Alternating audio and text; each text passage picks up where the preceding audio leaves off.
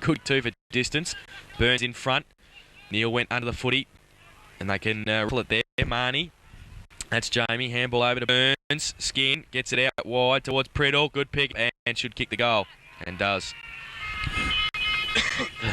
Good play by North. Their young midfield doing well there. Exchange of handballs, and it ended up with Rory Priddle. And he kicked his first and the third for North Geelong. They're 3-20, and they lead Geelong West 1 straight goal, 6 points.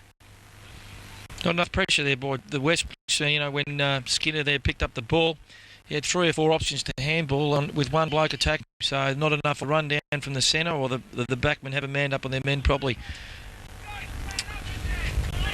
Just hear Frank O'Nelly yelling out, man up. So that's basically what's happened. Yep, well, we see that Stewie Scott looks like he might be loose now, or unless he's coming across, and Andrew Williams is coming across towards box. I can see what Arthur's doing. He's obviously trying to take Stewie out of where the run is, so he's moved Heath across to this side, and the attacker plays on the other side with them when they're going out, so he's just brought him across a bit. So. Well, Naylor goes up in the ruck, gets it down. Priddle does well, gets a kick away, good roving, goes towards centre forward. Over the couple of heads, Jamie Marnie's there. Handball quickly to Burns, then he handballs to space. Lockwood's onto it, got a hand to it, then couldn't pick it up. Wilkie goes for the safety of the boundary line and finds it. Good play by Wilkie. Under a lot of pressure there, the Magpies winning in the middle. But we see that there's no Ray Robertson on the ground, and I would think that there's probably no Ray Robertson on the bench either. I was going to ask you the question before if you've seen whether he went to the interchange bench. I missed it. I missed whether he did or not. I don't think he is. Well, Nichols on the bench with the 2 boys running past. One of them, Brendan Karuska. So I wouldn't think so. Priddle, kick out of the goes towards full forward and Gibbs and Wilkie, but it's out of bounds on the other side of the goals now in the left forward pocket for another throw in. So Robertson obviously not playing this afternoon. That's why James Naylor is in the ruck. Messick will do the ruck work in the forward line, and Ladder comes across the back and gets it away for another throw in. 23.5 minutes gone in this first term. It's 3-2 playing a goal. 14 points of difference in favour of the home side. Yeah, well, you look at Ray Robinson's not taking his spot in the side, but I don't think either side is obsessed with talls. So, but he didn't play in the seconds either. Obviously, he didn't see him run around the 2. So, but I think they're pretty evenly matched up at the moment with talls anyway. Both sides probably full forward. They're a bit light on at full forward North. They seem to be kicking the goals anyway, so it doesn't matter. Well, that was Messick, and he missed on that occasion, looking for his third, but he's missed. So 3-3-21 North Geelong. Geelong West a goal. And Andrew Williams again to do the kicking in for the Cheetahs. Aquino gives him a short lead. He's now towards the commentary box side, but then elects to go to the outside. Looking for Scott, and box behind him. And short little kick towards Naylor. He has to sit, mate, then he handballs it beautifully to Potter, who should be able to finish, but it was just pushed off the footy just at the crucial stage. Not a good kick at all there by Andy Williams. He's kicked out to 1-on-3, and he's kicked. The bloke actually targeted is Stewie Scott, who's 5'9", in amongst 3 blokes from North. I mean, that's a pretty ordinary kick out. He had a couple of blokes short. He might as well kick to a non-contest short over 20-25, then kick long to a contest if they have to. Well, he's going to go long again on this occasion, but this time looks for a bigger man. Harris up there. Number of plus with the footy. Ladder through that. Handball over the top to Naylor. They're running. Williams comes at him. Naylor, can he finish it? No, he can't. Gibbs was standing in the square by himself, waiting for the footy to come to him. It didn't. It's 3-5-23 now, North Geelong. Geelong West 1 straight goal.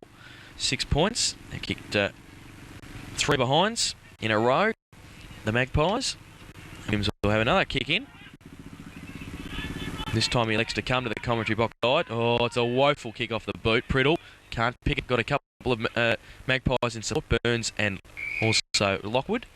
But there was also a couple of cheaters there. And they modelled it up. Crichton was one. Neil was the other. Now umpire will come in and throw the ball up. Messick and Savanka from behind. Williams does well on this occasion. Handball just found the line. Finds it. Out of bounds. Yeah, that was an interesting handball because the spot I'm in the box, the people out in the cars there, I can't see the position on the ground they are. So I was watching the TV. I was looking for the West to be running around the boundary. He wasn't there. He wasn't there. So it's Messick again. Savanka. Polder from behind. Thumps it on. Craig there. Right boot. Kicks it to the spaces of centre with Rathje, but getting back to Jani. He picks it up and balls it quick to Simpson. Comes off his knee, goes back 15 metres. He and Nelly fight for it. Simpson, there's 3 cheaters there. He and Nelly straight well to Rathje. Scott will be able to put Rathje maybe wanted to go on his, but went on his right and it was okay. Got it to Denning. Good play by Tab. Just to hold up Denning. Life was it? It is now. Had I get post to winner from this position. Had Mark Guthrie in the square by himself, but just held him up long enough. And now Ken Denning, who's had some injury troubles. Yeah, he's had a lot of problems with lower back and hamstring area, yeah. He comes in from 25 metres out, 45-degree angle. And not a good kick in the end, but it might be okay. It is. It's fortunate enough that it's fallen into the hands of Andrew Harris, who plays it on quickly, kicks it around the corner, and misses for one behind. Strange enough, Harris was the bloke running in before calling it off, Ken. To kick it to his end up marking it anyway. Are we going on off here or not? Or was that just the noise? No, that's just the noise. Okay. Okay. It's just when Brett moves. So don't worry. We're still here. Can you still hear me? Yep. Yeah, that's okay. That's bad luck. But well, the kick in has gone short from Gibbs to Key. And, Key was going to go with the kick, then gives the handball to Hanussen.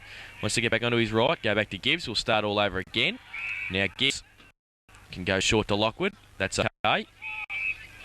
That's a bit easy, actually, how they've done that. They've had 5 possessions.